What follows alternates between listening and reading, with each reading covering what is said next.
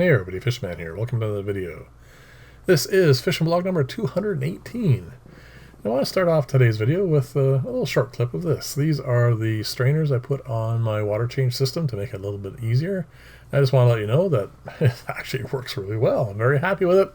The only thing is, of course, the water level is a little bit lower in the tanks, but so far that hasn't impeded the filtration or anything, so I'm going to leave it as is for now. We'll see if it needs any modifications, but yeah, I just want to let you know that it's working out really good.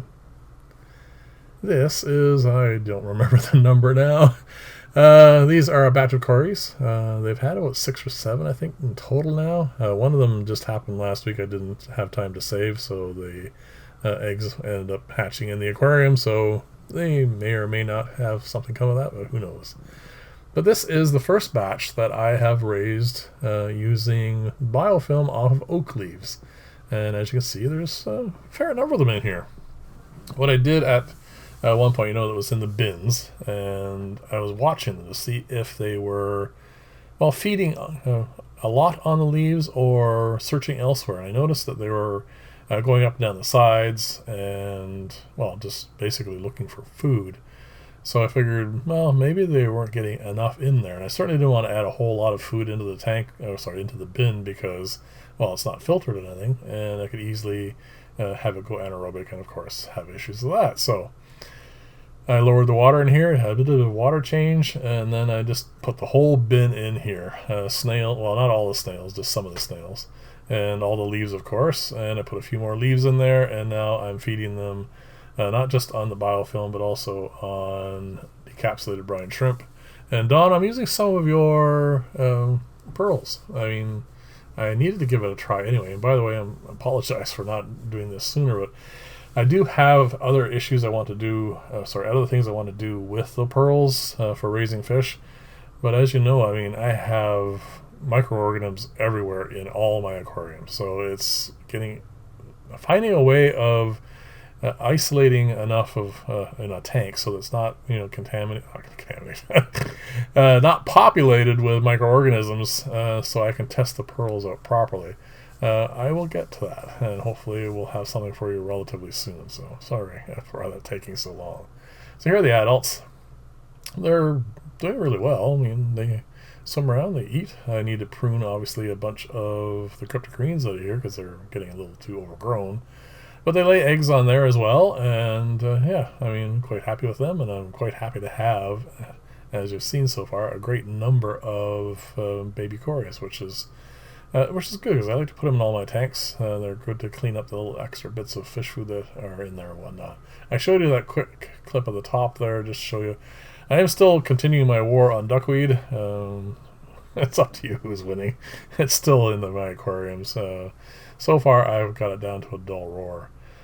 These guppies I thought were just going to be just a batch that I had, and I didn't really care. I just wanted to raise them up and throw them in an aquarium for a client, but some of them are turning out quite nice. I am getting a little bit too far behind on my culling, though, so I have to work on that a bit more. And I want to show you these, because these are the first batch of cories that I raised. Now, I have a question for you. This is the batch of white clouds, obviously, that I raised up. They're doing well. You can see that they are adults now. I haven't had any issues with them at all. You can see they're doing some sparring in there, and, well, they're doing what they should do, which is, what I expect them. My question is, do you prefer these, white clouds, or the other group I'm going to show you in a second, zebra danios? I have my preference. Well, I've already told you, so it's not really much of a surprise. I prefer zebra danios. They're more gregarious. They're always out and about doing lots of stuff. It takes an awful lot to make them timid, and like I said, I've been very happy with them, and as you can see, they're very, very colorful. So I'm going to show you a side-by-side here in a second of them.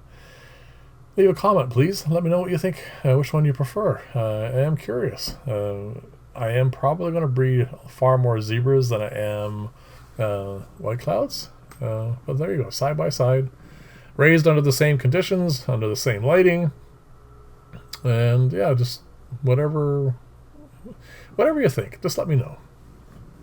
I am probably in the future going to switch more to zebra danios because of clients. I mean, I find Tanks that I have white clouds in don't really get much of a response from like kids and such from daycares, whereas the zebra Danios are so active that the kids notice them a lot more.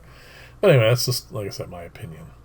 So I'm showing you this because this is how I am going to go forward breeding the zebra Danios. I'm going to breed them in here, and as they raise up, I will, do what I normally do, which is just give them a larger tank to grow like the pond, and I have a ton of them in the pond. I think I do have a clip of that coming out, but I'm not sure if I put that in here or not. But yeah, the pond's doing really well, and yeah, it's just a great place to store them. News here. My great-great-grandmother of a fish, she's over 10 years old, was too much for the new young guy. I guess he wanted to breed again, and she did not, and he is no longer with us because, well, she wanted to have her babies, and this is a ton of babies. So in a way, it's kind of a blessing because I have no idea what I'd do if they had another spawn like this, because, I mean, look at them all. There's just tons of them in here. And, well, it's a 7-foot tank. It's going to be raising a bunch of convicts for a while. I'll keep showing you clips of that because as they get bigger, like I said, I'm glad I have them, but I'm also kind of glad I'm not going to be getting any more for a while. As I mentioned in my last video, I am trying to use oak leaves for culturing paramecia. I'm just letting this go for a while. This is the tub I had the cories in. I just rinsed it out. I didn't clean it. Put a bunch of oak leaves in here and some culture media from the jars and the aquariums I have. And let's go let it run. We'll see how it does in the long term. I want to show the platies because I haven't shown them in a long time. I really like these guys. I have, I think at the moment now, 4 tanks with about this many in it. So they're doing well. I think what I need to do here is obviously start culling them out and condensing just a little bit and bring it down to 2, and of course get rid of the rest of them into client's tank. So I just want to show them to you because, well, they're a lovely fish and they're doing really well. This is my cull tank for my gardener eye. These are all, well, not all males. There's a couple of females in here I didn't like the look of. These actually are going out to a client's tank. I showed him a picture of them and he said, yeah, those are cool. So about 25 plus male gardener Achilles are going to go in his aquarium. And I'll let you know how that works out. I do have one other tank with a daycare that has them at the moment. But this is a little slightly different situation, so we'll see if they are something that will work out for them. I apologize for the condition of this tank because actually I never really do anything with it. This is my, again, 7-foot tank where I grow out Johanni, and I don't do anything except they breed and I pull fish out every now and then. Anyway, just wanted to show it to you, and thank you very much for watching. Leave comments, let me know what you think about all these various projects on the go, and hints, of course, for anything else you'd like to see.